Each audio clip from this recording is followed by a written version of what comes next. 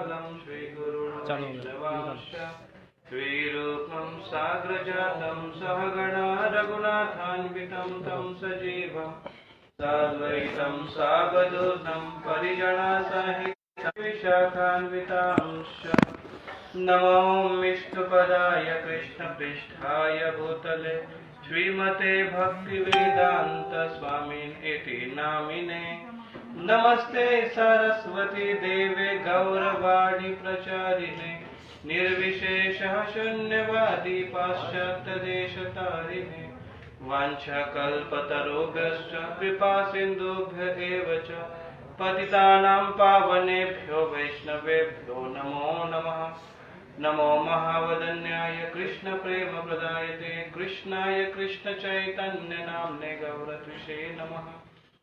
हे कृष्ण करुणा सिन्धु दीनबन्धु जगत्पते गोपेश गोपिका कान्त राधा कान्त नमस्तुते। तप्त कांचन गौरांगी राधे वृंदावनेश्वरी वृषभानुसुते देवी प्रणमामि हरिप्रिये। जय श्री कृष्ण चैतन्य प्रभु नित्यानंद श्री अद्वैत गदाधर श्रीवासदि गौर भक्तवृंद। हरे कृष्णा कृष्ण कृष्ण हरे हरे हरे राम राम राम हरे हरे। मुखं करोति वाचालं पंगुं लंघयते गिरिं यत्कृपातमहं वन्दे श्रीगुरुदीनतारिणम्।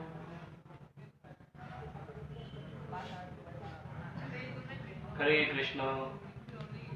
भक्तों का स्वागत है हमारे इस मंगलवार के साप्ताहिक सत्संग कार्यक्रम में। लाइव ऑनलाइन से भक्तों का स्वागत है।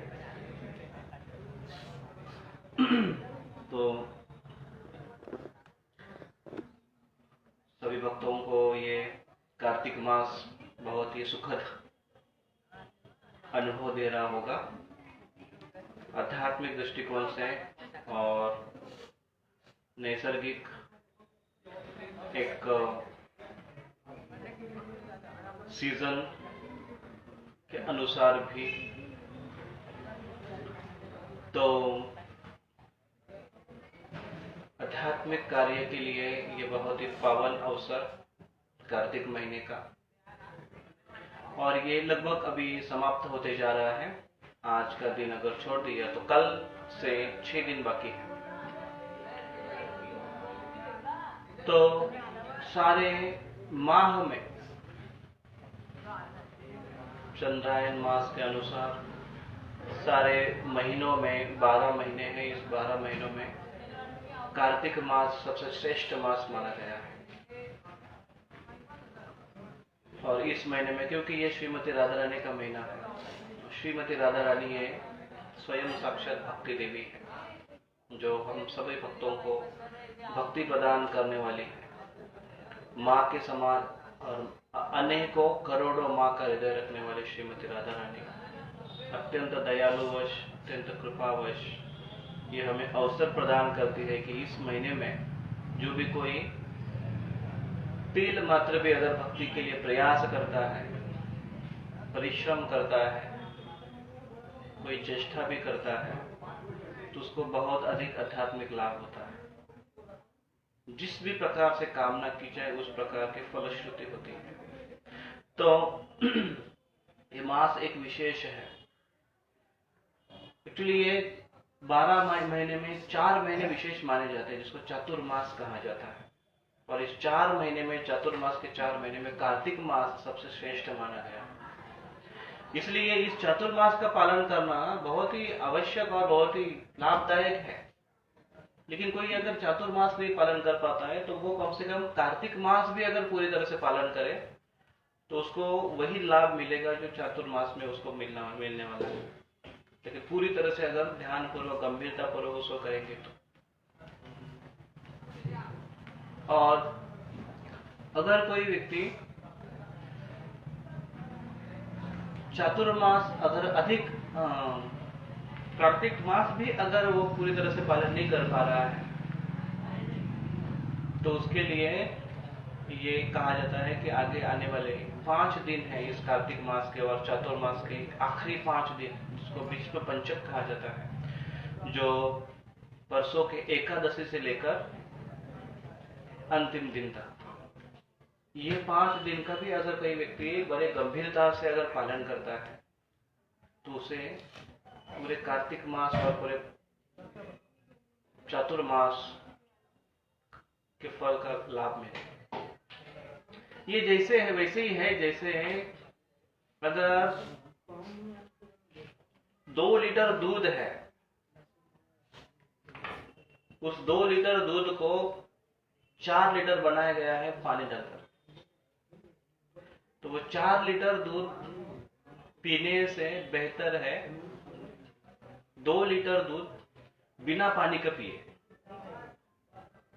लेकिन वही 2 लीटर दूध बिना पानी का उसको अगर घन बनाकर उसका उसके अंदर रबड़ी बना दिया जाए तो उस रबड़ी में वही तत्व है, वही श्रेष्ठता है, वही लाभ है जो 2 लीटर दूध में होता है, 4 लीटर दूध में होता है। लेकिन समस्या नहीं कह सकते, लेकिन योग्यता हमारी वो होनी चाहिए कि हम उस 2 लीटर दूध की घन रबड़ी को पचा पाएंगे या नहीं।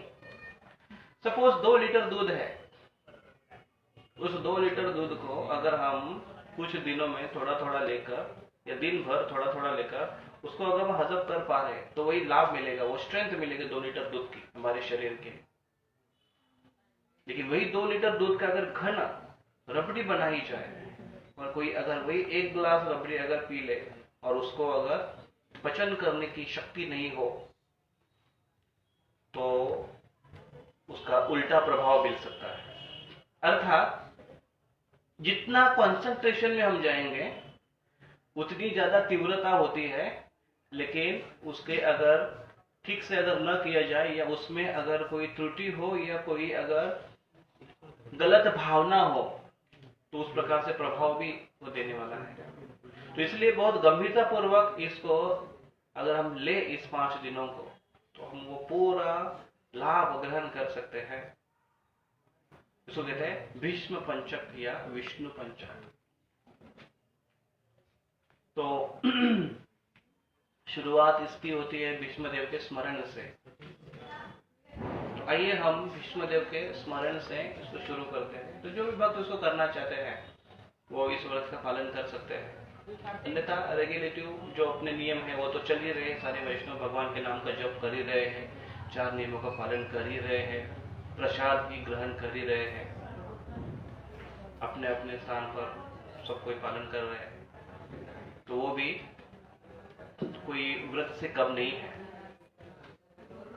लेकिन फिर भी कोई अधिक करना चाहता है तो भीष्मदेव के स्मरण, क्योंकि भीष्मदेव ये 12 महाजनों में से एक महाजन है।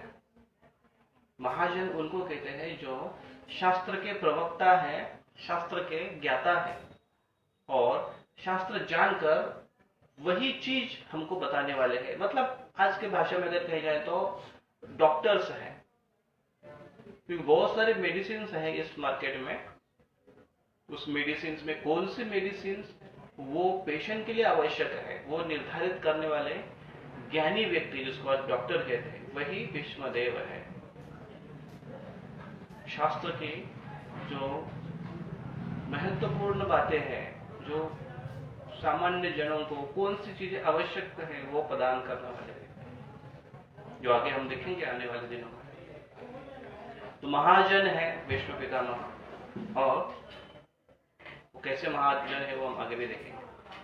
और विष्णु पितामह ये उनकी स्टोरी अगर हम पूरा चर्चा करें तो ये 8 वसुओं में से एक है, जिनको देवस भी नाम उनका था या प्रभास नाम से वो जाने जाते थे।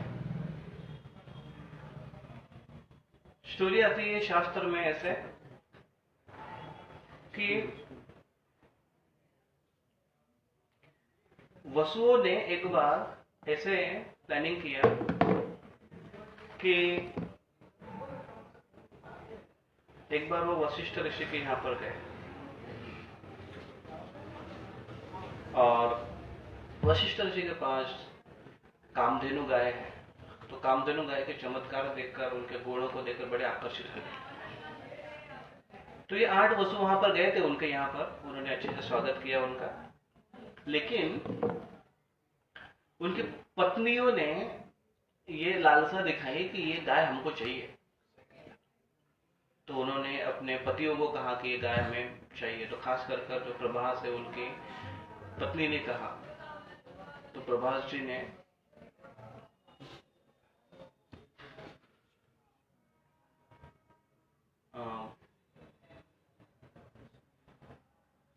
गाय चुराने का प्लानिंग किया, कामधेनु गाय चुराने का प्लानिंग किया। तो उन्होंने कहा बाकी 8 वसुओं को, 7 वसुओं को कि आप हमको मदद करो चुराने के लिए।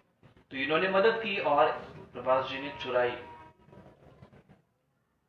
तो जब वो चुराई और वशिष्ठ मुनि को पता चला कि ये लोग क्या कर रहे हैं, तो वशिष्ठ मुनि को बड़ा गुस्सा आया उनके ऊपर, और वशिष्ठ जी ने उनको शाप दे दिया सबको, आप सब लोग पृथ्वी पर जाकर जन्म लोगे।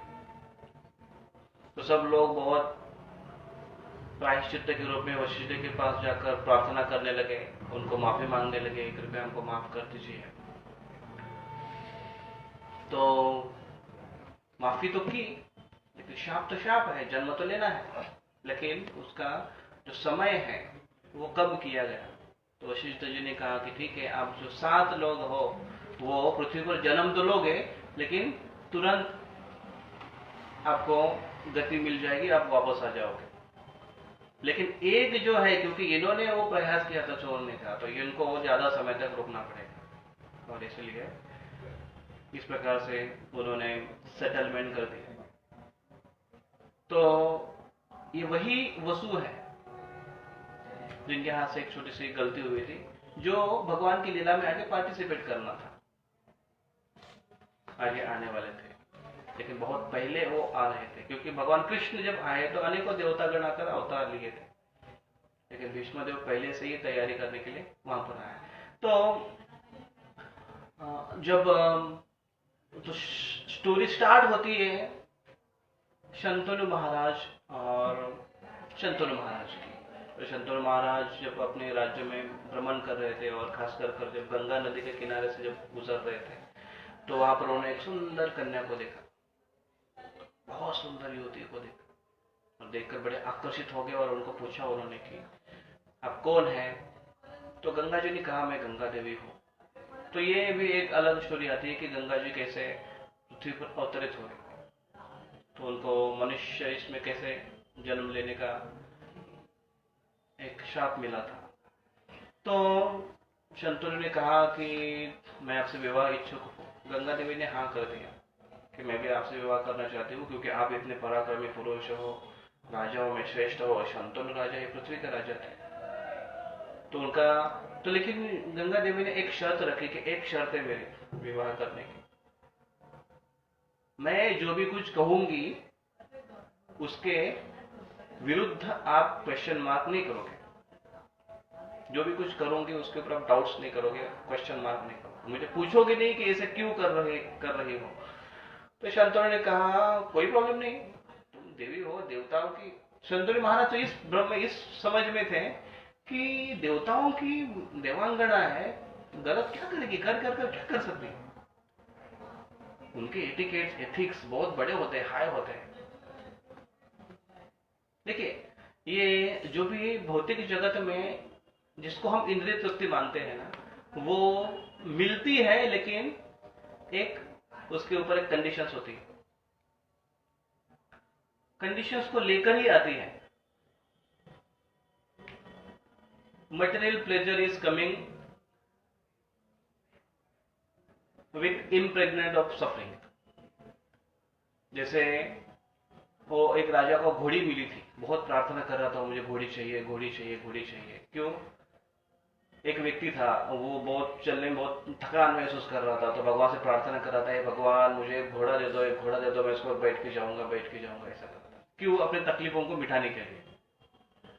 तो भगवान की कृपा से उसको उसके सामने एक घोड़ा दिखाई दिया, तो जाकर देखा उसने, अरे बड़ा खुश हो गया, घोड़ा मिल गया। लेकिन देखा उसने, अरे घोड़ा नहीं है तो घोड़ी है, तो और खुश हो गया, क्योंकि घोड़ी ज्यादा जल्दी चलती है, भागती है अच्छे से, तो बड़ा खुश हो गया और घोड़ी पर बैठा और काफी देर तक दूर चला गया।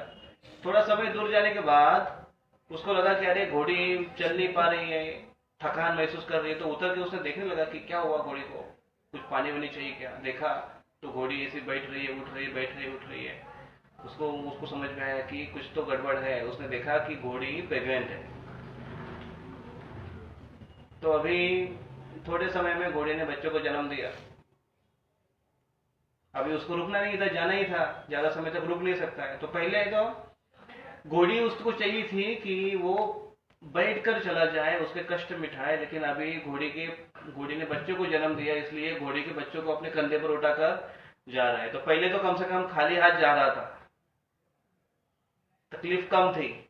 अभी जैसे ही उसने मांगी कि तकलीफ, मुझे रिलीफ चाहिए तकलीफ से, तो और तकलीफ आ गई। भौतिक जगत इसी प्रकार से कंडीशन से बना हुआ है। आपको समझ में आया एग्जाम्पल नहीं ना? तो भौतिक जगत में ऐसा है, जैसे ययाति महाराज के जीवन में ऐसे ही हुआ कि उनको इंद्रिय तृप्ति के लिए साक्षात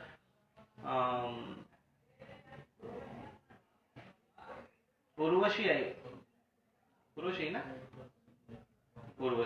उर्वशी आई, लेकिन कंडीशंस लेकर कि इस मेरे मेमने का आपको रक्षा करना पड़ेगा, और मैं खाऊंगी तो घी में ही खाऊंगी, विवस्त्र मेरे सामने कभी दिखना नहीं।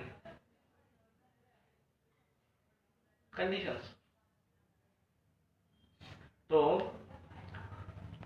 इन्होंने भी ऐसे कंडीशन। हाँ, और उसी प्रकार से जो चीज, जो अनहोनी, जो ऐसी चीज जो कि हमारे हाथ से परे है, जैसे चित्रकेतु महाराज को भी पुत्र चाहिए था, मिला। बहुत अट्ठास करने के बाद, प्रयास करने के बाद मिला, लेकिन कंडीशंस पर। कौन सा कंडीशंस? ये आपको दुख भी देगा, सुख भी देगा। उन्होंने क्या सोचा, यही सोचा कि दुख देकर कितना दुख देगा, मेरी बात नहीं सुनेगा ना। मैं उसको बोलूंगा कि आईआईटी के लिए तैयारी करूंगा, आईआईटी नहीं बोलेगा, बोलेगा मैं अंगूठा छाप में कुछ नहीं पढ़ाई करूंगा, इतना ही बोलेगा ना, ज्यादा क्या करेगा। ज्यादा से ज्यादा क्या तकलीफ, क्या हर्ष है, क्या शोक, क्या करेगा। बहुत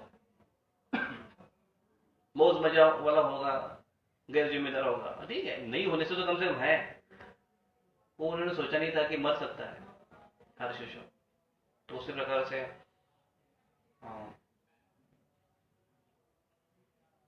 शंतनु महाराज ने यही सोचा कि ज्यादा से ज्यादा क्या होगा, ज्यादा से ज्यादा क्या वो मनमानी करेंगे, ज्यादा मनमानी क्या करेंगे, ठीक है करने दो, कोई प्रॉब्लम नहीं। तो उन्होंने विवाह कर लिया गंगा जी से, और गंगा जी आई। गंगा जी उनके साथ बहुत आनंद से रहने लगे, दोनों भी खुशहाली से। कितना समय, कुछ समय, जब तक पहला बच्चा हो जाए। जैसे ही उनको बच्चा हुआ, गंगा देवी ने जैसे ही बच्चे का जन्म हुआ, अपने हाथ में उठाया और चली गई अपने पात्र में, गंगा की नदी में।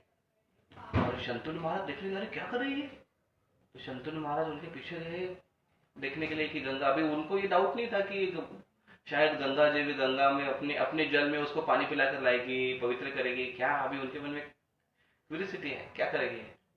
गई वो गंगा जी ने, गंगा देवी ने उनको अपने पात्र में डाल दिया, पानी में डाल दिया। जैसे ही डाल दिया, एकदम शॉक हो गया शंतनु महाराज की, ऐसा भी कोई स्त्री कर सकती हो, मां कर सकती है अपने बच्चे के लिए, नॉट पॉसिबल।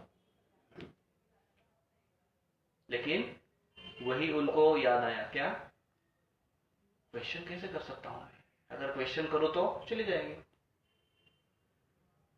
तो इसलिए कुछ बोले नहीं, वापस आ गया। पहला बच्चा हुआ, कुछ समय गया, दूसरा बच्चा हुआ, सेम, तीसरा बच्चा हुआ, सेम, चौथा, पांचवा, 6, 7 बच्चों को उन्होंने पानी में डाल दिया। शंतनु महाराज फिर भी खामोश रहे। जब 8वां बच्चा लेकर आए डालने के लिए पानी में, कितने साल तक, 8वां बच्चा मतलब कितना, कम से कम 10 साल तक पकड़ो।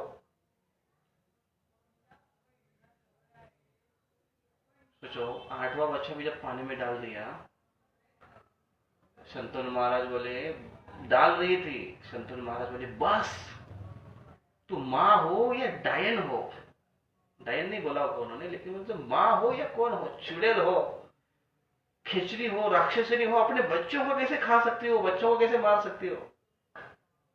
कोई माँ का दिल हृदय ऐसा हो सकता है कभी भला। गंगा देवी ने कहा, हाँ तुमने मुझे टोका, अब मैं यहां पर नहीं रहूंगी। अभी देखो, बहुत बातें ऐसी होती है ना जो हमारे समझ के परे होती है। हमारे कैलकुलेशन के परे होती है। बहुत सारी चीजें हम केवल आंखों देखा हाल देखकर ही कंक्लूड करते हैं, अंदाज लगाते हैं, लेकिन उसके पीछे का बैकग्राउंड हमको पता न होने के कारण हम अंदाज नहीं लगा पाते कि वो बातें, वो चीजें क्यों कैसे घटी होगी। जैसे शंतनु महाराज ये आंखों देखा हाल सोचकर देख रहे थे कि ये माँ का हृदय कैसे होगा, लेकिन गंगा जी ने कहा वास्तविक में ये जो 7 बच्चों को जो मार रही थी, पानी में डाल रही थी, ये शापित थे, देवतागण थे, वसु थे, 8 वसु थे जिनको श्राप मिला था, और वो सारी स्टोरी बताती है इस प्रकार से। और क्योंकि ये 7 तुरंत उनका लिबरेशन, उनकी मुक्ति होनी थी, लेकिन एक क्योंकि तुमने रोका तो इसलिए मैं यहां पर नहीं रहूंगी, लेकिन ये आपके बच्चों को मैं लेकर जाऊंगी मेरे पास, मेरे अपने यूनिवर्सिटी में, देवताओं की यूनिवर्सिटी में, और वहां पर उनको पढ़ाऊंगी और वहां पर हायर एजुकेशन देकर यहां पर भेजूंगी। हायर एजुकेशन मतलब हायर संस्कृति, उच्च संस्कृति में उनको एजुकेशन दिया जाएगा। हायर संस्कृति मतलब, हायर एजुकेशन मतलब ये नहीं कि बड़े यूनिवर्सिटी में हो या बड़े कोई कॉन्वेंट्स में हो या बड़े कोई इंग्लिश मीडियम इंटरनेशनल कोई स्कूल हो, जब तक उसमें हायर शिक्षा नहीं मिलती है। उच्च शिक्षा क्या? Simple living and high thinking, वो एक उसका पहलू है।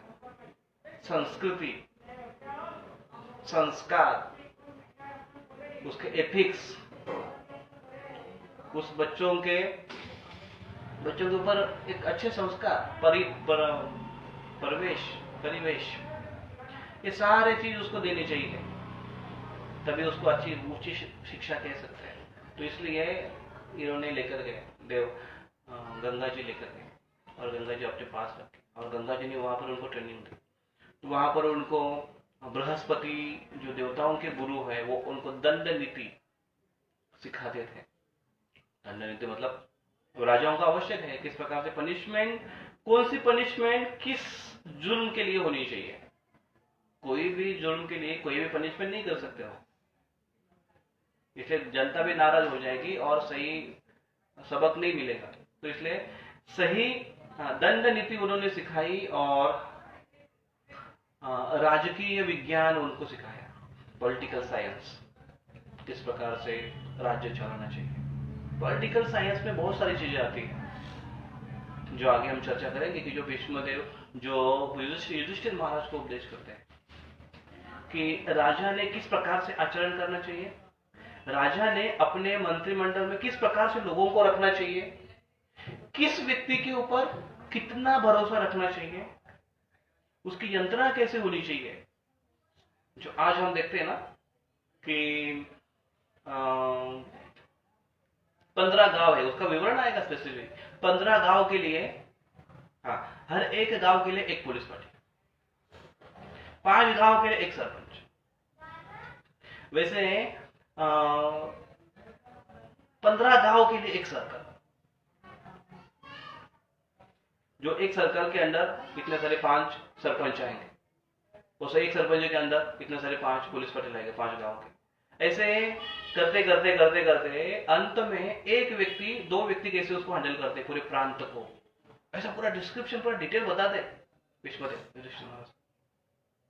तो इसको बोलते पॉलिटिकल साइंस, कैसे राज्य करने का विज्ञान भी रहता है, वो बताया उन्होंने। फिर शुक्राचार्य जी ने, वशिष्ठ ऋषि और चवन ऋषि, इन्होंने वेद और वेदांग का ज्ञान दिया। वेद और वेद का अंग, अन्य जो अंग है वेद के, वेद के अंग कौन से हैं? उपनिषद है, वेदांत सूत्र है, तो पुराण है, इनके सारे उनको वशिष्ठ ऋषि और चवन ऋषि उन्होंने उनका ज्ञान दिया। सनत कुमार, इन्होंने मेंटल एंड स्पिरिचुअल साइंस, मानस शास्त्र और अध्यात्म शास्त्र, इनका ज्ञान दिया सनत कुमारों ने। मानस शास्त्र बहुत आवश्यक है, मानसिकता अगर देखकर, इसलिए ये तो भीष्म पितामह के जीवन में वो वैसे पहचानते थे लोगों को, इसलिए तो इतना कुशल राज्य कर पाए वो।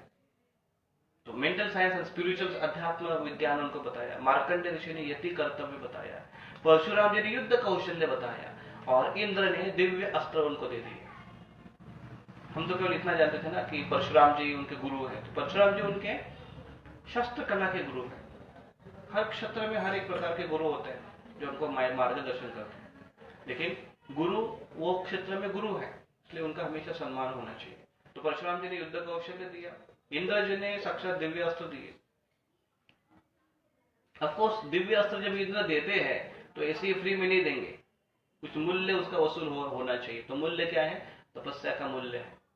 तो इस प्रकार से, और उनका नाम रखा था देवव्रत, भीष्म पितामह का नाम देवव्रत था। तो देवव्रत, और जब वो सही समय के हो गए, समय उनकी उम्र के हो गए और ये सारी कलाओं में निष्णात हो गए, तो सही समय देखकर वो शंतनु महाराज को मिलने आई और शंतनु महाराज को अपने पुत्र को प्रदान किया। तो देवव्रत जब आए इस धरा पर तो उन्होंने अपने बाणों से गंगा जी का प्रवाह को रोका। तो सारी खबर फैल गई शंतनु महाराज के पास कि कौन ऐसे क्षत्रिय आया है, एक राजा, एक लड़का आया है कि जो गंगा का प्रवाह को रोका। शंतनु महाराज को बिल्कुल गुस्सा आया और वो भागते चले आए कौन देखने के लिए। तो देखा एक छोटा सा लड़का है, तो शंतनु महाराज को लगा कि इस लड़के से क्या युद्ध करूंगा, लेकिन लड़के ने उनको ललकारा, तो दोनों में युद्ध अभी होने वाला है। इतने में गंगा मां आ गई, बोले अरे बाप बेटे का युद्ध हो रहा है। तो गंगा जी ने परिचय कराया कि ये आपके पुत्र है और इनका नाम है देवव्रत, जो मैं लेकर गई थी। और इतना सारे उन्होंने सब बताया किसने किसने उसको क्या क्या ट्रेनिंग दी, और ये सब बताते हुए सारे डिग्रीज बताने के बाद गंगा जी ने कहा कि कैसे कैसे डिग्री हासिल की उन्होंने और कितना परसेंट आउट ऑफ डिस्टिंक्शन में है सब क्षेत्र में, और ये मैं आपको प्रदान करती हूँ। तो इसलिए गंगा जी ने उनको प्रदान किया, इसलिए उनका नाम देवव्रत का एक नाम हो गया गंगा दत्त। दत्त का अर्थ है देना, प्रदत्त मतलब प्रकृष्ट रूपे ने दत्त देना, प्रकृष्ट रूपे ने प्रदान करना, दत्त मतलब देना। गंगा जी ने दिया, अब उनको पुत्र प्रदान किया, इसलिए गंगा दत्त भी उनका नाम हो गया। तो देवव्रत और गंगा दत्त, उनका एक नाम ही देवव्रत। व्रत का अर्थ है जो व्रत लेता है, लेकिन ये व्रत देवताओं के जैसा व्रत है। व्रत से ही शब्द डिटर्मिनेशन आता है, दृढ़ता आती है, समझ में आती है हमको कि व्रत में ही दृढ़ता, क्योंकि बिना दृढ़ता के कोई व्रत नहीं कर पाएगा। तो इसलिए उनका नाम से ही दिखाई देता है कि ये व्यक्ति दृढ़ निश्चयी होगा, और इसलिए आगे चलकर ये दृढ़ व्रत, देवव्रत, जब कोई ऐसा व्रत लिया कि जो व्रत भीषण है, इसके लिए उनका नाम हो गया भीष्म। तो वो स्टोरी ऐसी आती है कि फिर शंतनु महाराज ने बड़े खुश हो गए अपने पुत्र को देखकर, तो बड़े आनंदित हो गए, बड़े उनको एक सपोर्ट हो गया, मेरा पुत्र आ गया घर में। और उन्होंने देवव्रत को उन्होंने आश्वासन दे दिया कि इस राजगद्दी के राजा आगे चलकर तुम ही बनोगे, तुम ही वारिस बनोगे, ऐसे उनको आश्वासन दे दिया। और फिर एक बार शंतनु महाराज ऐसे जब गंगा से वहीं से गुजर रहे थे, तो उन्होंने देखा है, उन्होंने सुगंध एक्चुअली देखा, उनको सुगंध आया, वो सुगंध की तरफ बढ़ने लगे कि कौन सा सुगंध है, कौन सा सुगंध है। तो देखा उन्होंने कि गंगा की तरफ सुगंध आ रहा है, गंगा की तरफ आई, और वो एक लड़की एक नाव में बैठी हुई थी जो लोगों को इस शोर से उस शोर से क्रॉस करती थी। अभी भी गंगा में वो प्रथा है, गंगा में यहाँ से वहां जाने के लिए बोट रहती, लेकिन वो आजकल बोट इंजन की बोट होगी। अभी देखिए ना, अभी तो इंजन की बोट है, इतने लोग लेके जा रहे, तो कितना आसान होता है। तो गंगा का प्रवाह तो उस समय भी ऐसे ही होगा ना। तो वो जो एक सादे एक लड़की एक कैसे उसको करती होगी ना, सोचा जरा कितना शक्ति होगा उसके पास भी। नहीं तो गंगा का प्रवाह ऐसे जा रहा है, ऐसे प्रवाह जा रहा है, तो ऐसे पार करना नहीं मुश्किल होता, ऐसे बहुत दूर तक जाती ऐसे पार करती थी, ऐसे करती थी, पता नहीं उनके पास कोई टेक्नोलॉजी होगी, तो वो क्रॉस करवाती थी लोगों को। शंतनु महाराज आए, उन्होंने देखा, अरे इतनी सुंदर कन्या, और वो उनका सेंट फ्रेग्रेंट उनके शरीर से, अंग कांति से सुगंध आ रहा था सत्यवती से। तो उन्होंने शंतनु महाराज ने उसके तरफ देखकर इतने आकर्षित हो गए, उनको देखते ही रह गए। तो वो पूछते थे कि महाराज आपको कहाँ जाना है? तो वो महाराज बोलते कि मुझे उस छोड़ जाना है। उस छोड़ जाने के बाद बोलते महाराज आपको छोड़ा गया? बोले नहीं मुझे एक्चुअली उधर जाना था, मुझे फिर उधर जाने के बाद बोलते थे नहीं मुझे उधर जाना है। तो सत्यवती को पता समझ में आ गया कि हाँ महाराज हो गया, महाराज का हो गया कल्याण। तो सत्यवती तो उन्होंने राजा ने उनको पूछा कि आप किसके लड़के हो, किसकी कन्या हो, आपके माता पिता कौन है क्या। तो उन्होंने बताया, सत्यवती ने बताया कि मैं मछुआरे की कन्या हूँ, यहीं पर मेरा घर है। तो राजा ने उनको कहा कि क्या आप मुझसे विवाह करने इच्छुक हैं। तो सत्यवती ने तुरंत प्रपोजल को यस और नो नहीं कहा। उन्होंने कहा मेरे पिताजी को, उन्होंने कहा कि ये हमारे डिपार्टमेंट नहीं है, वो तो कलयुग में लोग आएंगे आगे चलकर, वो तुरंत अपना डिसीजन लेंगे और जैसे ही प्रपोज किया वो तुरंत यस और नो कर बात आगे खत्म करेंगे। तो आप हमारे पिता को मिलिए और उनसे डिस्कस कीजिए। तो शंतनु महाराज उनके पिताजी को मिले और उनको कहा कि मैं आपके पुत्र से विवाह करने की इच्छुक हूँ, आप कृपया कन्यादान, क्या आप कन्यादान करेंगे। तो उनके पिताजी ने कहा कि नहीं, देखिए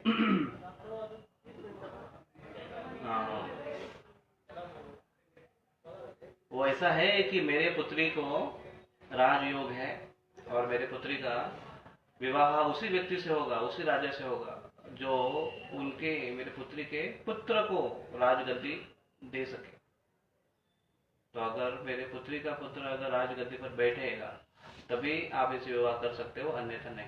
शंतनु महाराज तो टेंशन में आ गए। बोलने सोचा कि अरे मैंने तो ये और किसी को देके रखा है, मेरा ऑलरेडी बड़ा पुत्र है। तो इसलिए शंतनु महाराज बड़े मायूस होकर वहां से निकल गए। घर पर आए और शंतनु महाराज दिन ब दिन खोए खोए रहने लगे। उनका मन नहीं लग रहा था किसी चीज में, राज्य कारोबार में। सब लोग चिंतित थे, मंत्रीगण चिंतित थे, क्या हो रहा है समझ में नहीं आ रहा है। पूछते तो कुछ बताते नहीं है, बताएंगे क्या अभी। तो देवव्रत को पता चला कि कुछ तो पिताजी के मन में बात है जो नहीं बताना चाहते। तो देवव्रत ने खोज निकाली कि क्या हुआ। फ्लैशबैक में चले गए स्टोरी के, क्यों कब से ऐसा करने लगे मेरे पिताजी। तो पता चला लास्ट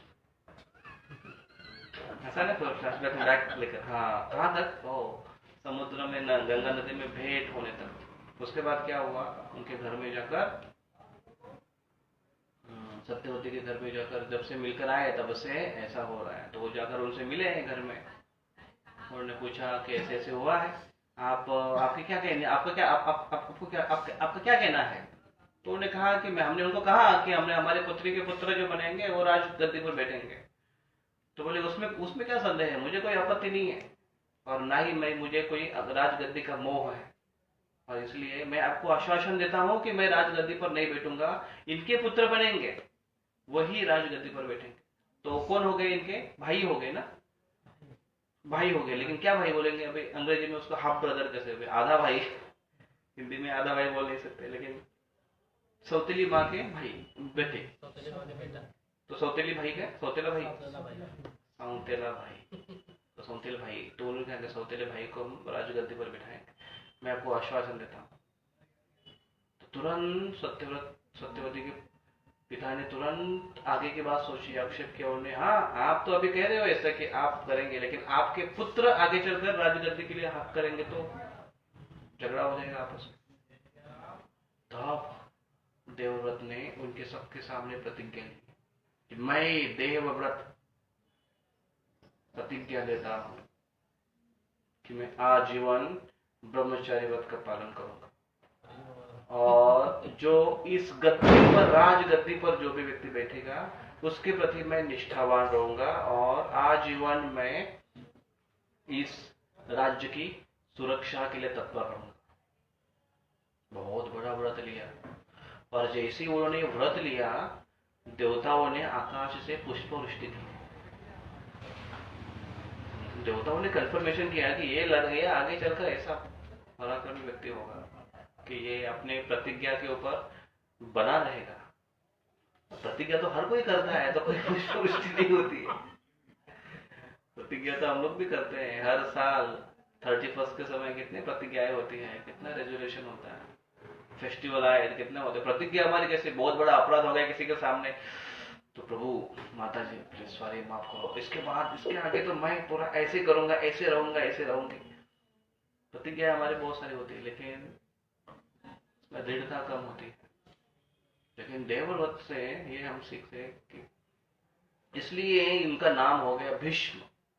देवताओं ने आकाशवाणी की कि इस भीषण प्रतिज्ञा के कारण इनका नाम होगा भीष्म। ये प्रतिज्ञा को भीषण क्यों कहा जाता है? आजीवन ब्रह्मचर्य का पालन तो बहुत सारे लोग करते थे उस समय, तो कितने सारे साधु थे जो ब्रह्मचर्य का पालन करते थे। उस समय तो बहुत कॉमन था, अभी थोड़ा सा अनकॉमन हो गया। वो पहले बहुत सारे लोग करते थे।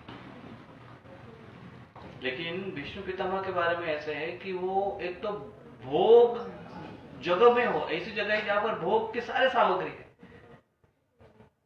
सब प्रकार की वस्तुएं हैं। ब्रह्मचर्य का पालन इसका अर्थ ये भी नहीं कि केवल स्त्रियों से दूर रहना, लेकिन बाकी भी चीजें कि भोग विलास से दूर रहे, राजगद्दी के मोह से दूर रहे, यहां तक कि राजगद्दी के प्रति ओबीडियंट है। इतने सीनियर, सबसे ज्येष्ठ होने के बाद भी आज्ञापूर्वक, नम्रतापूर्वक आज्ञा स्वीकार करने के लिए तैयार है। यह बहुत बड़ा त्याग है। केवल शारीरिक स्तर पर तपस्या नहीं है, लेकिन ये मानसिक स्तर की तपस्या है। इसका भी वो पालन कर रहे हैं, तो उसके साथ आता है। इसलिए ये कोई साधारण व्यक्ति नहीं कर सकता। इसलिए देवताओं ने भी अप्रिशिएट किया विष्णुदेव, और तब से विष्णु पितामह। और ये सुनकर इतने खुश हो गए उनके पिताजी शंतनु महाराज कि क्या मेरा लड़का है, मेरे लिए क्या कर रहा है, कितना त्याग, कितने त्याग की भावना है। इसलिए शंतनु महाराज ने उसको आशीर्वाद दिया कि मेरे आशीर्वाद से तुम इच्छा मृत्यु को प्राप्त करोगे। जब तक तुम नहीं चाहोगे मरोगे नहीं। इच्छा मरण का आशीर्वाद देते। और पहले के समय के लोगों के आशीर्वाद काम करते थे और श्राप भी काम करते थे। अभी श्राप भी काम नहीं करते हैं और आशीर्वाद देने की हैसियत नहीं है। हैसियत का अर्थ है कोई संचय नहीं है अच्छे कर्म का, पायटी का। तो फिर उनको कहा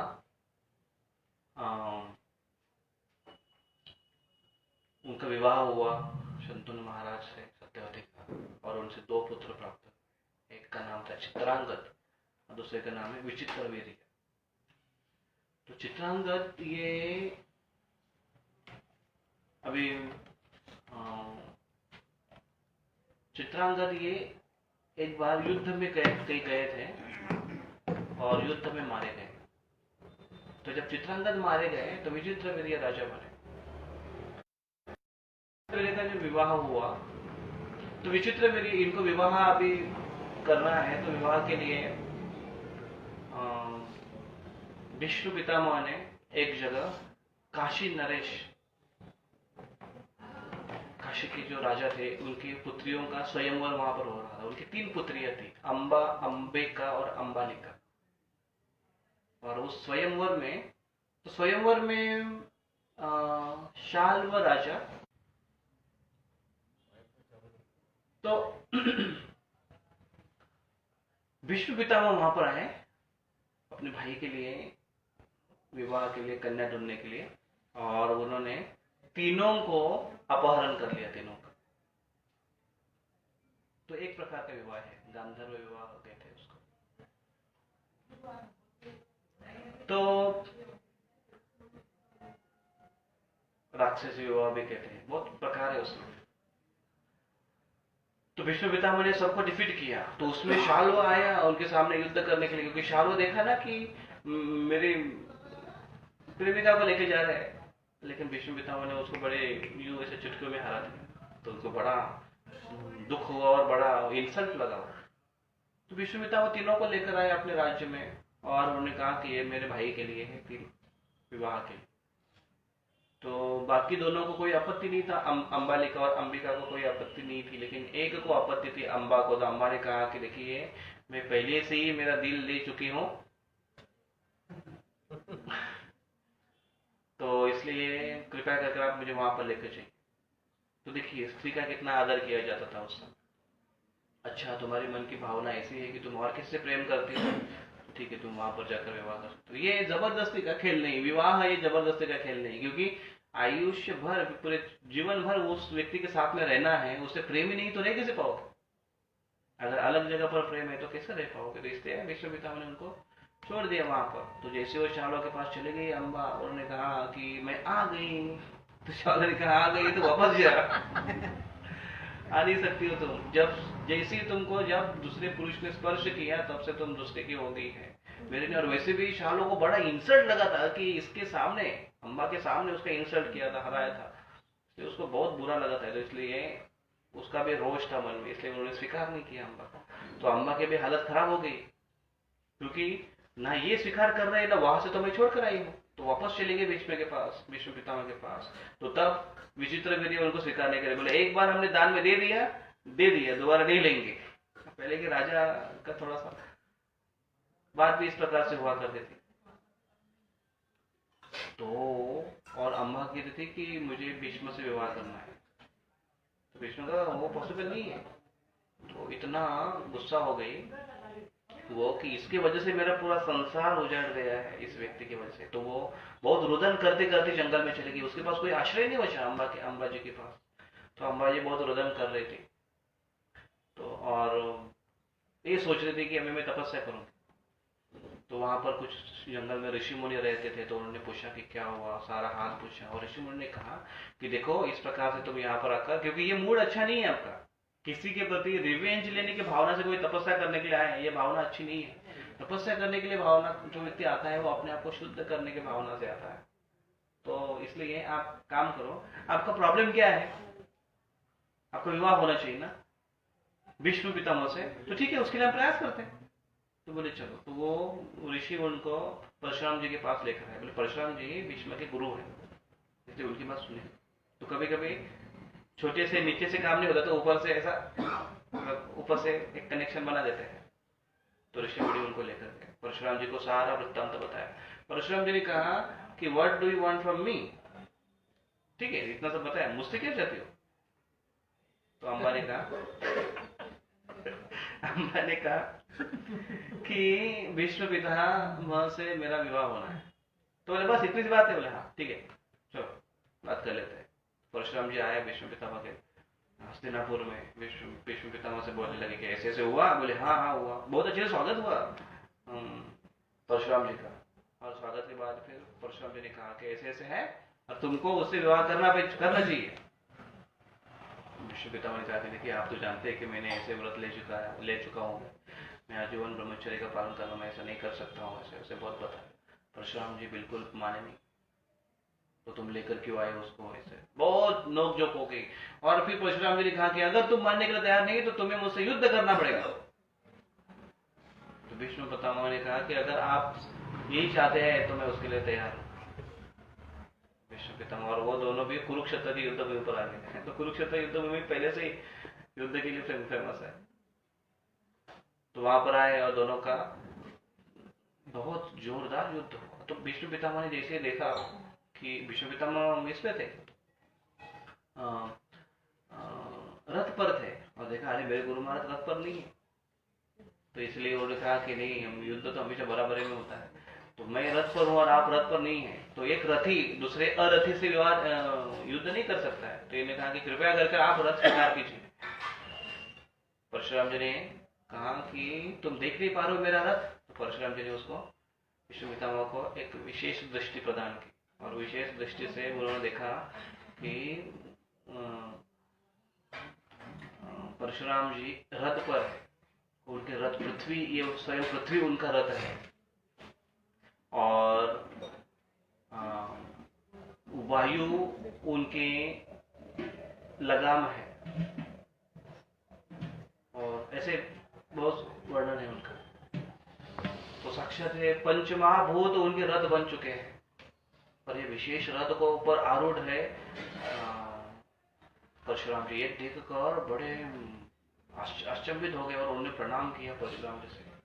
परशुराम जी ने उनको आशीर्वाद दिया और आज्ञा मांगी कि आप मुझे आपसे युद्ध करने के लिए मुझे आज्ञा दो।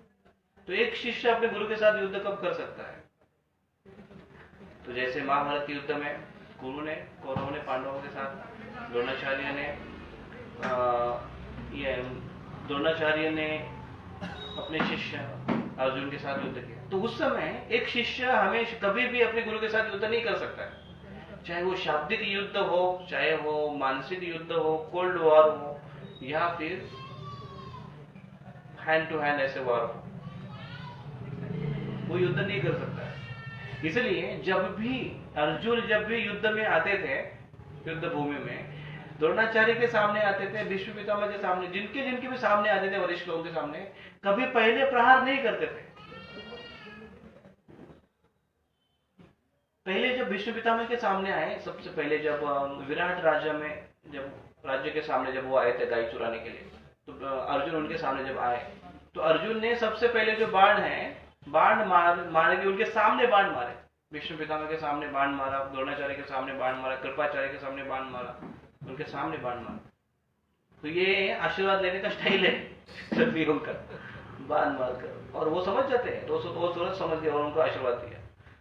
ये भी बोले कि अगर तुम इस प्रकार से आशीर्वाद नहीं लेते तो मैं तुमको शाप देकर भस्म कर देता। द्रोणाचार्य के शब्द है।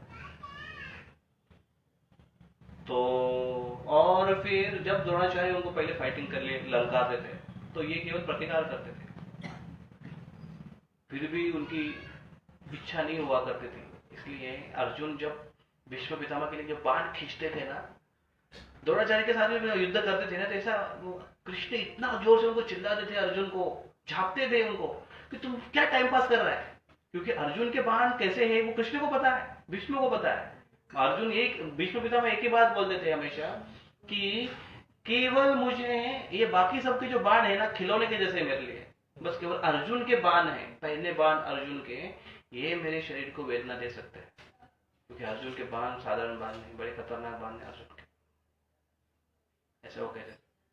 तो इसलिए अर्जुन जब बाण मारते थे पहले भी शुरू, तो ऐसे ही टाइम पास ऐसे मारते थे, फुल फोर्स से नहीं मारते थे, क्योंकि वो एक प्रेम। तो उसी प्रकार से जब इनका दोनों का युद्ध हुआ तो भीष्म पितामह ने पहले परमिशन लेकर उनसे ये किया, और एक ही आज्ञा का पालन नहीं कर सकता है शिष्य गुरु के। ऐसे महाराज बोलते हैं, राधा महाराज, शिष्य राधा मुरलीधर, तो महाराज एक बोलते हैं कि एक ही आज्ञा है जिसका, लेकिन बाकी सारे आज्ञाओं का, गुरु के आज्ञाओं का पालन करना चाहिए शिष्य। एक ही आज्ञा है, वो कौन सी आज्ञा है? अगर वो फुल फ्लेज भगवान की सेवा में जाना चाहता है, ब्रह्मचर्य आश्रम में ज्वाइन होना चाहता है, तो अगर गुरु उनको कहे कि गृहस्थ बन जाओ, तो वो ब्रह्मचर्य आश्रम में जा सकता है, उसको कोई पातक नहीं लगेगा, क्योंकि पूरी तरह से कृष्ण के सेवा में चला गया है। दूसरी प्रकार से भीष्म पितामह सेलिबसी का पालन करना चाहता है, धर्म के रक्षणार्थ। तो इसलिए दोनों का घमासान युद्ध हुआ, और ऐसे ऐसे अस्त्रों का प्रयोग हुआ, ब्रह्मास्त्रों तक अस्त्रों का प्रयोग हुआ। 23 दिन तक, 22 दिन तक लगातार युद्ध चलता रहा। 22 दिन तक युद्ध, मतलब सोचो ना, 23वें दिन 22वें दिन रात में जब विश्राम कर रहे थे भीष्म पितामह, तो उनको मन में सोच रहे थे कि कैसे होगा, इसका हल क्या निकलेगा, कंक्लूजन क्या होगा। तो रात में सपने में उन्होंने सपना देखा, और उनको, और सपने में उनको एक विशेष अस्त्र के बारे में उनको एक किसने दिया, कुछ मुझे याद नहीं आ रहा है, लेकिन उनको एक ऐसे सपने में उसको पता चला कि एक विशेष अस्त्र है जिसके बारे में कोई नहीं जानता है, वो अस्त्र का अगर प्रयोग करेंगे तो उसका काउंटरैक्ट करना पता नहीं किसी को, इसलिए परशुराम जी हार जाएंगे। तो दूसरे दिन सवेरे उन्होंने जब वो अस्त्र का प्रयोग वो करने ही वाले थे, लगा ही रहे थे, ऐसा अस्त्र वो अपने गुरु के ऊपर कभी छोड़ नहीं सकते, लेकिन वो लगा ही रहे थे, तो उसमें उसके प्रभाव से ही परशुराम जी निद्रिस्त हो गए। तो निद्रा, सो जाना एक पराभव के जैसा माना जाता है, और इसमें देवी देवता गण आए और उन्हें मध्यस्थी कर वो सेटल हो गए, और फिर परशुराम जी बड़े खुश हो गए शिष्य के ऊपर कि क्या मेरा शिष्य है,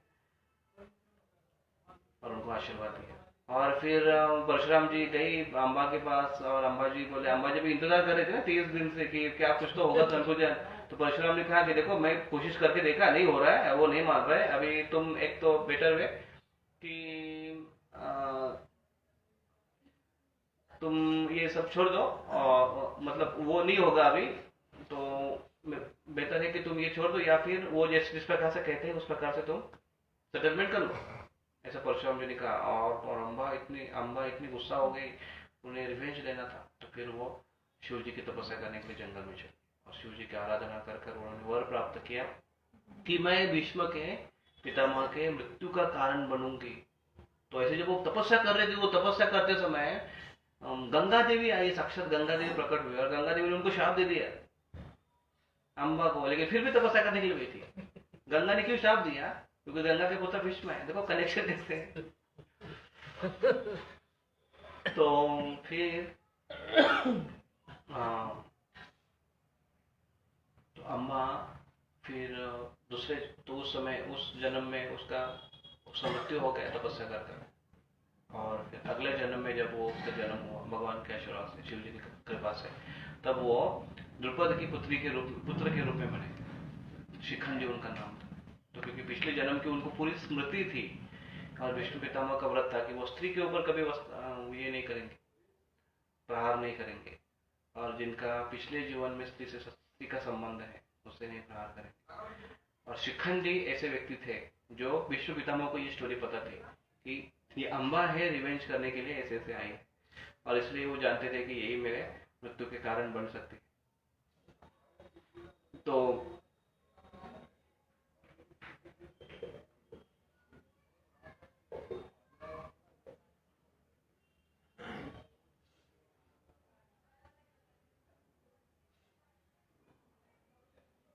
तो फिर वो शिखंडी बनकर आए और फिर विष्णु पितामह, और फिर अंत में तो बहुत अच्छे से उन्होंने संभाल किया। फिर आगे चलकर विचित्रवीर्य वो पुत्र थे।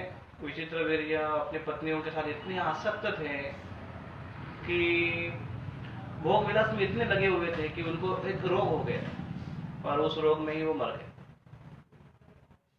और उनके कोई संतान नहीं हुआ। तो अभी वारिस कोई बचा ही नहीं हस्तिनापुर के राज्य के लिए। तो इसलिए सब चिंता में सत्यवती ने कहा विष्णु पितामह की कि आप अपना व्रत तोड़ दो और पुत्र पत्नी है उनसे पुत्र उत्पन्न करो। विष्णु पितामह ने मना कर दिया, बोले नहीं ऐसा नहीं हो सकता, मैं मेरा व्रत को तोड़ूंगा नहीं। हाँ, उन्होंने बहुत सारे ऑप्शन दिए, बेटर वे उन्होंने ऑप्शन दिए कि देखो जब क्षत्रानिकों का अगर पुत्र नहीं हो और ऐसी समस्या जब आती है तो शुद्ध ब्राह्मण की सहायता से पुत्र उत्पन्न हो सकते हैं। और ऐसे उन्होंने काफी एग्जाम्पल्स दिए कहाँ कैसे कैसे हुआ और ये शास्त्र मान्य है, ऐसे हो सकता है, ऐसे कर सकते हैं। तो इनको सत्यवती को बात जैसी नहीं, तो सत्यवती को याद आया कि अरे हाँ मेरे एक पुत्र है जो विवाह के पूर्व हुए थे, व्यासदेव। और व्यासदेव का उन्होंने स्मरण किया और व्यासदेव ने कहा था, जैसे व्यासदेव का जन्म हुआ तुरंत बड़े हो गए थे और तपस्या के लिए चले गए। व्यासदेव ने जाते समय कहा था सत्यवती जी से कि जब मुझे मेरी जरूरत पड़ेगी मेरा स्मरण कर लेना, मैं आ जाऊंगा। तो तुरंत सत्यवती ने व्यासदेव का स्मरण किया और व्यासदेव उनके सामने हाजिर हो गए। व्यासदेव तपस्या कर रहे थे हिमालय में और इमीडिएटली उनके सामने हाजिर हो गए। तो जो तपस्या कर रहा है व्यक्ति, वो तपस्या, उसका तपस्वी शरीर वैसे होगा, शरीर को ठीक से ध्यान नहीं दिया हुआ है, ऐसे शरीर होगा उनका, तो वैसे उनके सामने वैसे के वैसे रूप में प्रकट हुए, जटा और ऐसे बाल बिखरे हुए, शरीर को एक अलग प्रकार का गंध आ रहा है। तो सत्यवती ने कहा कि देखो इमरजेंसी है, ऐसे ऐसे है और मुझे तुमसे पुत्र की अपेक्षा है। ये मेरी 2 वधू है, कन्याएं है, बहू ये है, उनसे तुम पुत्र उत्पन्न। तो व्यासदेव ने कहा कि निश्चित ही करूंगा मैं, लेकिन कुछ समय दो मुझे, क्योंकि मैं अभी जस्ट तपस्या से आया हूँ और मुझे भी थोड़ा सा ठीक होना पड़ेगा, अपने आप को अच्छा करना पड़ेगा। और वो जो पुत्रियां हैं, जो पुत्र चाहते हैं, उनको तपस्या करने के लिए अवसर दो। वो तपस्या करके शुद्ध हो जाएगी और उनके मन जब स्थिर हो जाएगा तो इस प्रकार से अगर पुत्र उत्पन्न हो तो पुत्र अच्छे हो जाएंगे, क्वालिटी चिल्ड्रंस बन पाएंगे। लेकिन सत्यवती को कोई समय के लिए रुकना नहीं था, इसलिए उन्होंने कहा कि नहीं मैं इतना रुक नहीं सकती, तो इमीडिएटली। और फिर इन्होंने सत्यवती ने अपने दोनों पुत्रों अंबिका और अंबालिका दोनों को कहा कि ऐसे ऐसे है और मेरे पुत्र से तुम्हारा सहयोग होने वाला है, तो कृपया तुम उससे पुत्र प्राप्त कर सकते हो। तो अंबिका और अंबालिका क्या समझ बैठी, उनका पुत्र मतलब कौन? अभी उनके 2 पुत्र तो मर गए, चित्रांगद और विचित्रवीर्य मर गए, तो कौन पुत्र उनका बचा? सौतेला पुत्र एक ही बचा, भीष्मदेव। तो वो ये समझ रहे थे कि अरे भीष्मदेव से हमको पुत्र मिलेंगे, तो बड़े खुश थे वो लोग, क्योंकि भीष्मदेव ऐसा तपस्वी व्यक्ति, पराक्रमी व्यक्ति, उनसे पुत्र भी ऐसे पराक्रमी होंगे, तो बड़े खुश थे वो इस भावना से कि भीष्मदेव से पुत्र मिलेंगे। लेकिन जब उन्होंने देखा अपने कक्ष में कि एक ऐसा साधु आया है, उनकी जटा बिटा बड़ी है, दिखने में बड़ा विचित्र दिख रहा है, एकदम डार्क कॉम्प्लेक्शन में दिख रहा है, तो वो इतना डर गई, बहुत डर गई। तो एक ने, पहली ने तो आंख बंद कर ली, अंबिका ने आंख बंद कर ली, तो इसलिए उनके जो पुत्र हुआ वो अंधा हुआ, धृतराष्ट्र। और फिर दूसरी जब हुआ है तो दूसरी आंख ने बंद तो नहीं की उन्होंने, लेकिन वो उनका शरीर पूरा एकदम पीला पीला हो गया, भूरा पीला हो गया, तो इसलिए पुत्र भी वैसे उत्पन्न हुआ पंडु रंग का, इसलिए उनका नाम हो गया पांडु। और उनको रोग हुआ बचपन में। और फिर तीसरी बार इन दोनों को कहा कि ठीक है, तीसरी बार फिर से तुम जाओ। तो इन्होंने कहा कि नहीं बाबा, हम लोग नहीं जाएंगे, इसलिए उन्होंने दासी को भेजा, अंबिका ने दासी को भेजा। तो दासी से पुत्र उत्पन्न हुआ, दासी ने बहुत अच्छे से स्वागत किया व्यासदेव का, और उनसे पुत्र हुआ वो विदुर जी। तो इस प्रकार से वे 3 पुत्र हो गए, 2 उसमें से एक विदुर जी, वो तो दासी पुत्र होने के कारण राजा नहीं बन सकते, 2 राजा बन सकते हैं क्योंकि क्षत्राणी से उत्पन्न हो गए। उसमें से एक अंधा है धृतराष्ट्र, अंधा राज्य कैसे करेगा, तो इसलिए एक ही बचा ऑप्शन, कौन, पांडु राजा। तो इसलिए ये पांडु राजा को राजा बना दिया। पांडु राजा बहुत पराक्रमी थे, बहुत अच्छे से उनका राज्य चल रहा था। और फिर एक जगह से विक्टरी होकर आ गए, कुछ समय वो विश्राम के लिए जंगल में चले गए अपनी पत्नियों के साथ। वहां पर एक हादसा ऐसे हुआ कि उनके हाथ से एक अपराध हुआ, एक ऋषि का वध हुआ, और ऋषि ने उनको श्राप दे दिया, तुमने इस अवस्था में हमको मारा है, तुम भी ऐसी अवस्था करने के लिए जाओगे, पत्नी संग करोगे तो तुम्हारी मृत्यु होगी। पंडु का मृत्यु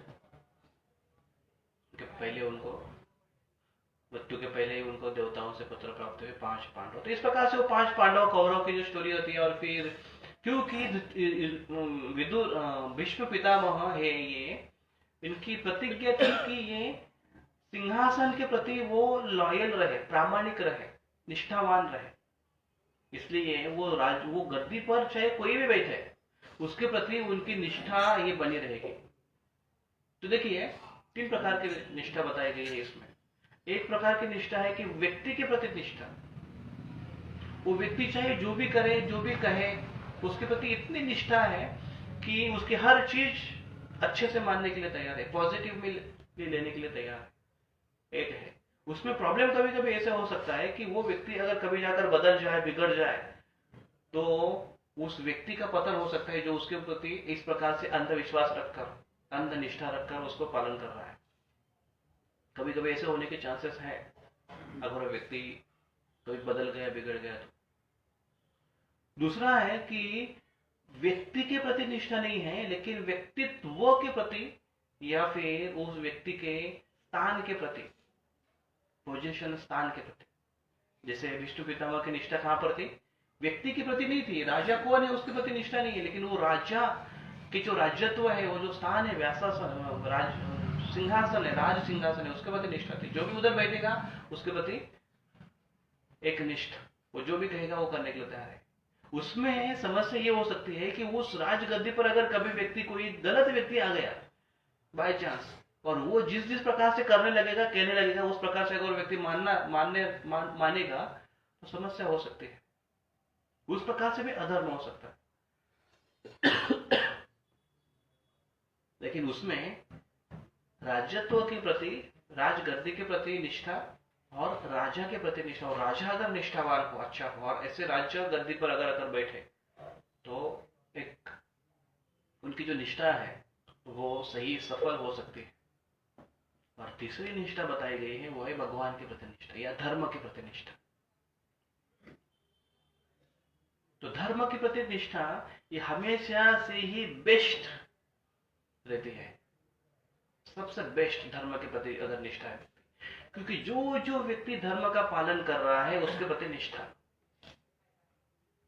व्यक्ति का पतन हो रहा है, धर्म से अगर विछोड़ हो रहा है, तो व्यक्ति को दोष न देते हुए उसके अंदर जो भी धार्मिक सिद्धांत थे, धार्मिकता थी, उसके प्रति निष्ठा अभी भी है, क्योंकि वो समय वो धर्म का पालन कर रहा था। अभी वो धर्म का पालन करने वाला व्यक्ति अगर राजगद्दी पर है तो राजगद्दी को महत्व है, राजगद्दी के प्रति निष्ठा। क्यों? क्योंकि उसके ऊपर ऐसा व्यक्ति है जो धर्म का पालन करे। तो अल्टीमेटली व्यक्ति सापेक्षता या व्यक्ति निष्ठता न होते हुए, स्थान निष्ठता न होते हुए, धर्म निष्ठता अगर व्यक्ति के अंदर हो तो व्यक्ति हर समय कभी भी फंसेगा नहीं, कभी भी यशस्वी होगा। और उसका सही सही उदाहरण है इस महाभारत से पांडव, जो हमेशा धर्मनिष्ठ रहे, कृष्ण से निष्ठित रहे, निगडित रहे। कृष्ण भगवान ही धर्म है, धर्मम तो साक्षात भगवत प्रणीता। इसलिए बहुत बड़ा ये सिद्धांत हमें भीष्म पितामह के जीवन से मिलता है कि हमें धर्मनिष्ठ कैसे होना चाहिए। तो भीष्म पितामह फिर अंत में यहां तक बात आ गई कि पांडव कौरव में बड़ा युद्ध होने वाला है, और उस समय भीष्म पितामह को कौरवों के बाजू से लड़ना पड़ा। तो अभी उनको हम ये मानते हैं, महाजन मानते हैं, दृढ़ विष्णु मानते हैं, देवव्रत निष्ठावान व्यक्ति मानते हैं, वो है। लेकिन फिर कौरवों के साइड में कैसे रहे? भगवान कृष्ण का, उनके जीवनी से हम कुछ चीजें सीखते हैं। एक तो डिटर्मिनेशन, भीष्म व्रत, कि एक व्रती व्यक्ति कैसे होता है। कोई व्रत लिया उसने तो अंत तक, जीवन के अंत तक पालन करना है उसका। दूसरी बात उनसे ये हम सीखते हैं कि वो भगवान के हाथ में एक कठपुतली के जैसे बनने के लिए तैयार है। भगवान जिस प्रकार से करे वैसे। और तीसरी बात यह है कि वो भगवान कृष्ण के भक्त है। तो भगवान कृष्ण के भक्त होने के कारण भगवान के नियोजन के अनुसार वो करने के लिए तैयार है, चाहे वो भगवान के विरुद्ध ही क्यों न लड़ना पड़े। क्योंकि अगर भीष्म पितामह अकेले, अगर भीष्म पितामह कौरवों के साइड में अगर नहीं खड़े होते तो कौरवों की कोई क्षमता ही नहीं थी कि वो युद्ध करने के लिए आ जाए। दुर्योधन केवल एक देखकर वो युद्ध में आए, युद्ध करने के लिए तैयार हुआ। इतना वो खोल रहा था बार बार, किसको देखकर? भीष्म को देखकर। भीष्म पितामह है ना, अरे कोई नहीं हरा सकता है पितामह को। और पितामह के साथ कौन है? द्रोणाचार्य, कृपाचार्य, गुरु है जिन्होंने पांडवों को सिखाया है। कोई नहीं कुछ कर सकता। जो हमेशा दूसरों के ऊपर कॉन्फिडेंट रहता है ना, और जिसका खुद के ऊपर कोई कॉन्फिडेंस नहीं है, और जो कॉन्फिडेंस के लिए ऐसा कोई कार्य भी नहीं कर रहा है धर्मोचित, वो दुर्योधन के जैसे उसकी हालत हो जाती है अंदर।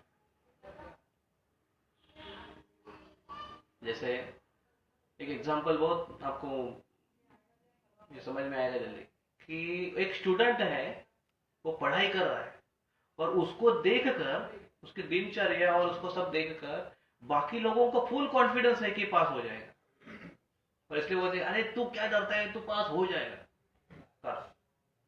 लेकिन वो स्टूडेंट को नहीं लगता है कि मैं पास हो जाऊंगा। उसको अगर लग रहा है कि इनको दिखाई दे रहा है कि मैं पढ़ाई कर रहा हूँ, अंदर बुक मेरे सामने है, तो बुक आंखों के सामने है, लेकिन आंखों के अंदर, मन के अंदर क्या चल रहा है वो मेरे को पता है।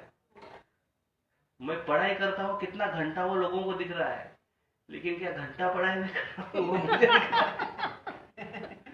मुझे पता है। तो अगर उसको समझ में, उसको पता है कि मैं क्या चीज हूँ, लोग आले भले ही बाहर से ढकोसला अगर उसको सपोर्ट भी करे, कॉन्फिडेंस भी दिए, कुछ फायदे का नहीं हो, वो क्या होगा उसको पता है। कभी कभी ये थोड़ा अलग इसमें भी दिखता है, क्योंकि कभी कभी कुछ लड़के पढ़ाई अच्छी करते हैं लेकिन थोड़ा डिप्रेशन में चले जाते हैं, इसलिए बाकी लोगों को पेरेंट्स को बूस्टिंग करना पड़ता है, नहीं बेटा दे दो, और पास हो जाते हैं वो लोग, वैसे बच्चे वो लो कॉन्फिडेंस के कारण। लेकिन यहाँ पर रियलिटी के बारे में अगर बताया जाए तो ऐसे होता है। तो वैसे अगर चैंटिंग के बारे में भी, हमारे साधना के बारे में ना, हर एक को अपना अंदर से पता होता है कि हम कितने पानी में है, बाहर से बताने की जरूरत नहीं है। हर एक को अंदर से पता होता है, वो चैंटिंग कर रहा है उसको पता होता है। बाहर से भले ही दिखावा ज्यादा समय तक नहीं कर सकता है व्यक्ति, भक्ति का दिखावा ज्यादा समय तक कर ही नहीं सकता, नॉट पॉसिबल। वो सोने के, पित्तल के ऊपर जो सोने का लेयर दिया होता है ना, ज्यादा दिन तक नहीं टिकता। एक दिन वो पित्तल उघड़े पड़े, पित्तल उसका बाहर आ ही जाए, और अंदर से ही हमको लगने लगेगा कि मेरा क्या चल रहा है। लोग तो मानते हैं कि मेरी चैंटिंग अच्छी है, लेकिन मेरे सही में क्या हालत है मुझे पता है, खुद को लगने लगता है। उसी को ही साक्ष्य मानते हुए, ध्यान में रखते हुए हमको कोशिश, इसका मतलब ये नहीं कि मेरे को चैंटिंग के ऊपर मेरा फुल कॉन्फिडेंस या मेरा ये होना चाहिए, एक अहंकार या एक गर्व होना चाहिए, नहीं, वो बात नहीं। जो अच्छा चैंटिंग करता है उसको लगता ही अंदर से कि कुछ कमियां है, लेकिन फिर भी उसकी निष्ठा भगवान के प्रति हमेशा होती है। उसमें तो दो है, उसमें एक जो अंदर से उसको लगता है कि मेरी साधना अच्छी नहीं है, भले अच्छी कर रहा है वो साधना, चैंटिंग भले अच्छी कर रही हो, साधना अच्छे से कर रहा है, और उसको अंदर से लग रहा है कि अरे नहीं, आई एम वर्स्ट, मैं योग्य नहीं हूं, ऐसा अगर उसको अंदर से लग रहा है, तो उससे चैंटिंग साधना अच्छे होने के बाद भी अगर उसको ऐसा लग रहा है तो उसमें नम्रता आ जाएगी उसके अंदर, जिससे वो प्रगति करेगा, तरक्की करेगा, एक अलग प्रकार के एक एक्सटेसी रहेगी उसके पास। लेकिन जो केवल बाहर से अगर ढकोसला दिखा रहा है कि मेरी साधना अच्छी है, और उसको अगर अहंकार के रूप में अगर वो दिखा रहा है, तो वो व्यक्ति डिप्रेशन में चला जाए।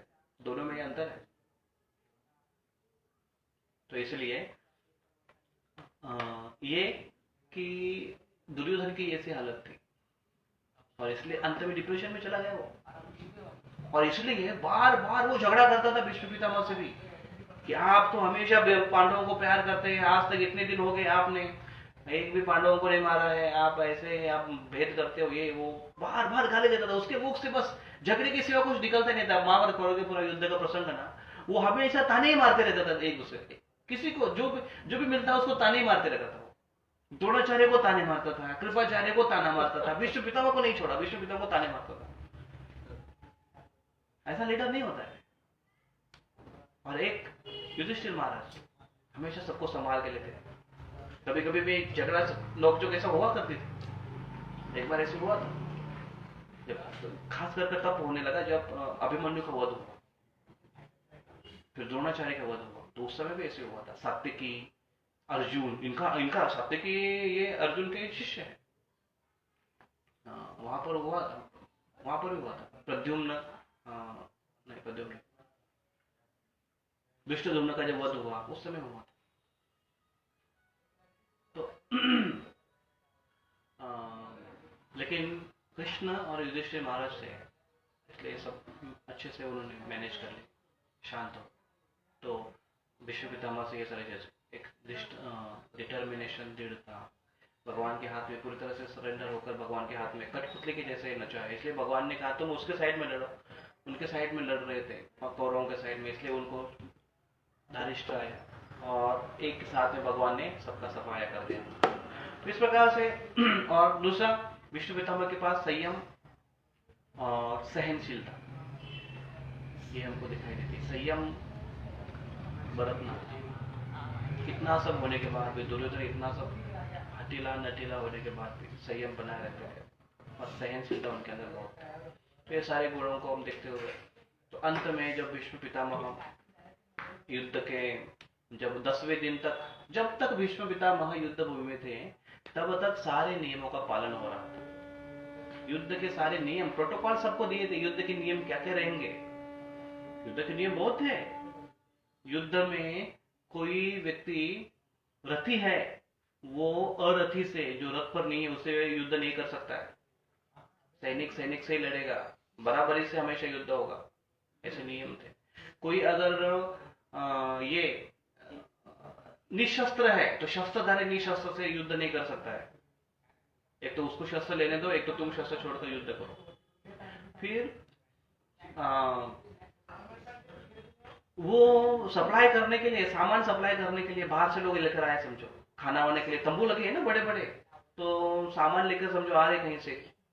बाकी लोग जो युद्ध में पार्टिसिपेट नहीं कर रहे, उनको आप मार नहीं सकते हो, उनको युद्ध नहीं कर सकते हो, क्योंकि वो बेचारे आपको सपोर्ट करने वाले।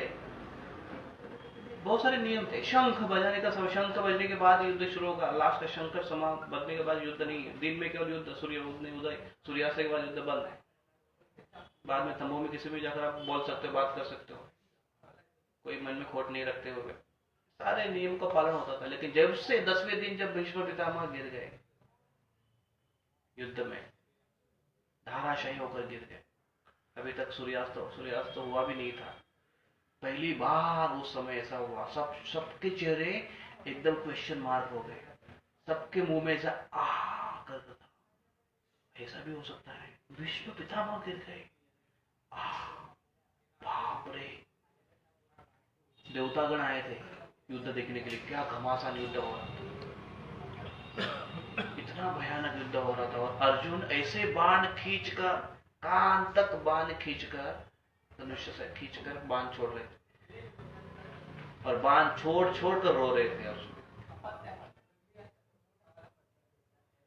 और उस युद्ध भूमि में केवल एक ही व्यक्ति जो निष्पक्ष में थे, कोई पक्ष भी नहीं थे, ऐसे व्यक्ति वो कृष्ण थे।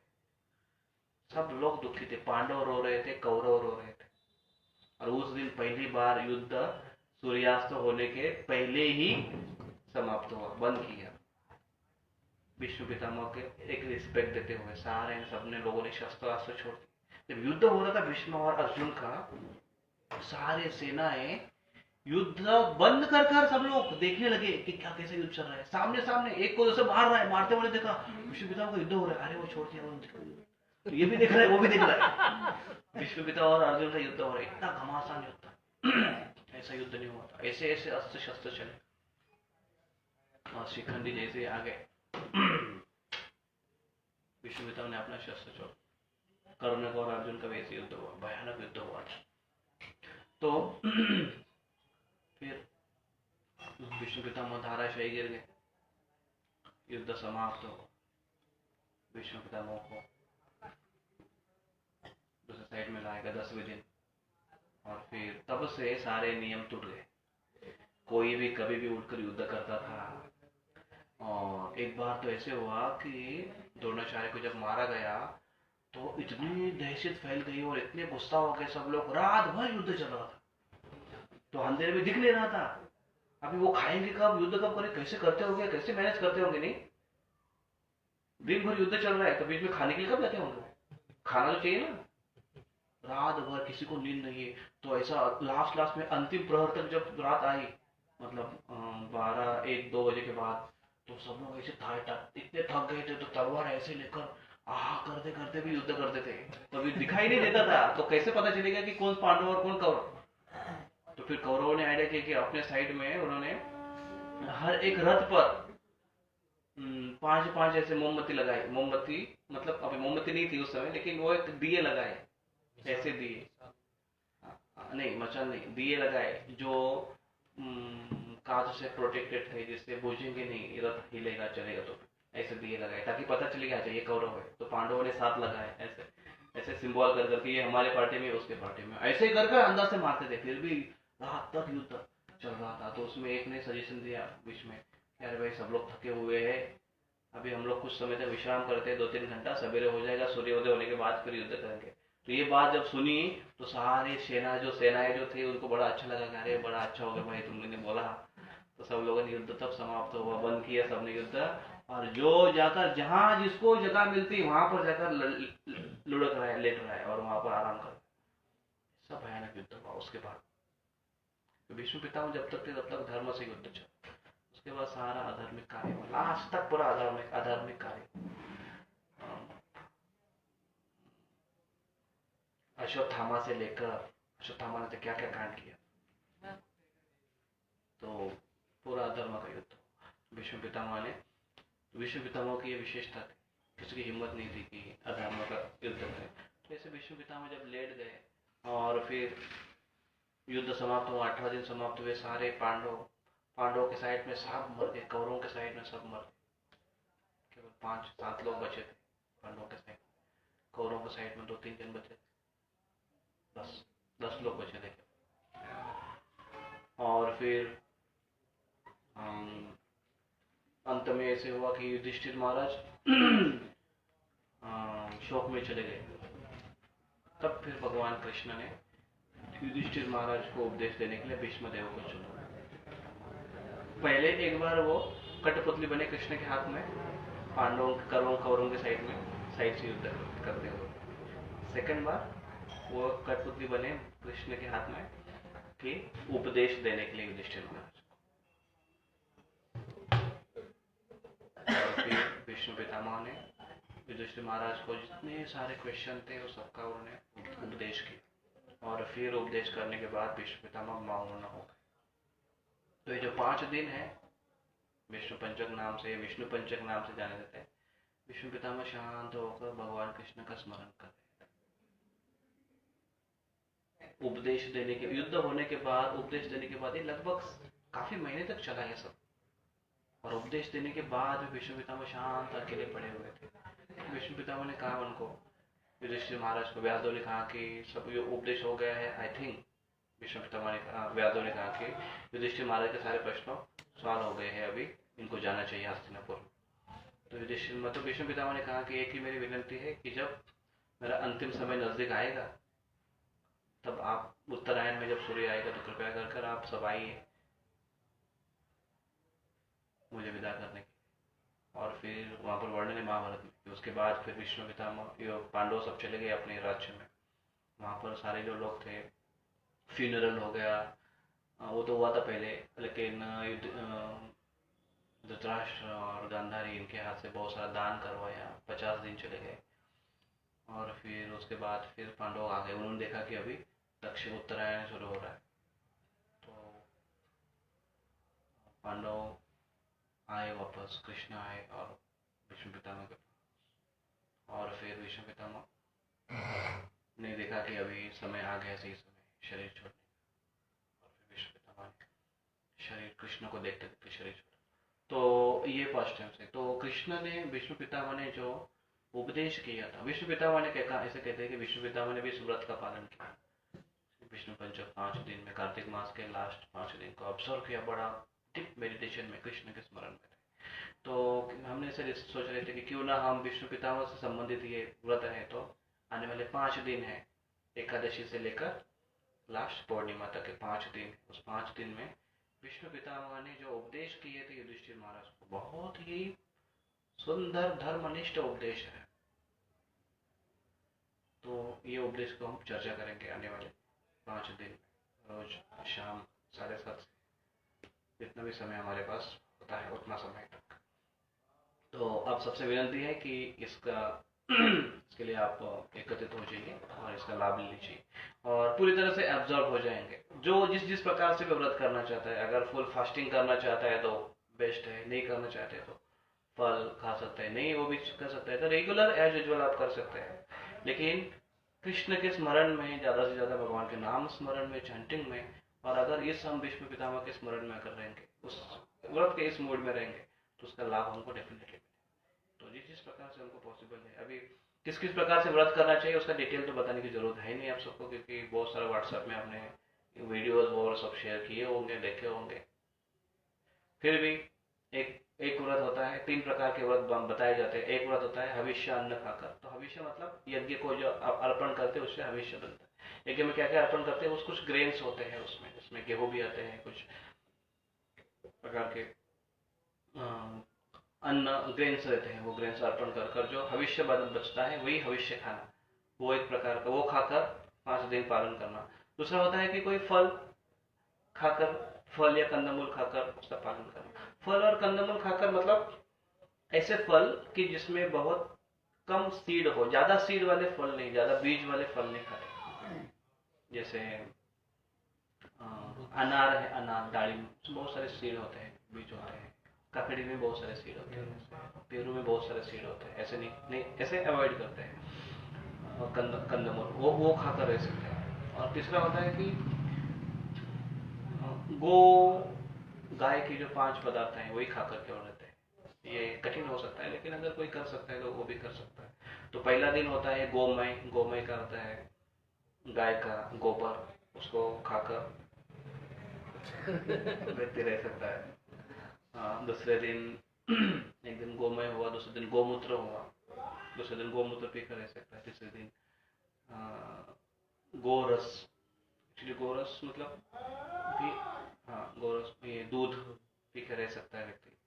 और चौथे दिन दही खाकर रह सकता है। और 5वें दिन ये 5 का मिक्स, एक ही बार 5 बार, हाँ 5 खाकर रह सकता है। तो ऐसी विधि है कि दिन में 1 बार खा सकते हैं ये सारा चीज।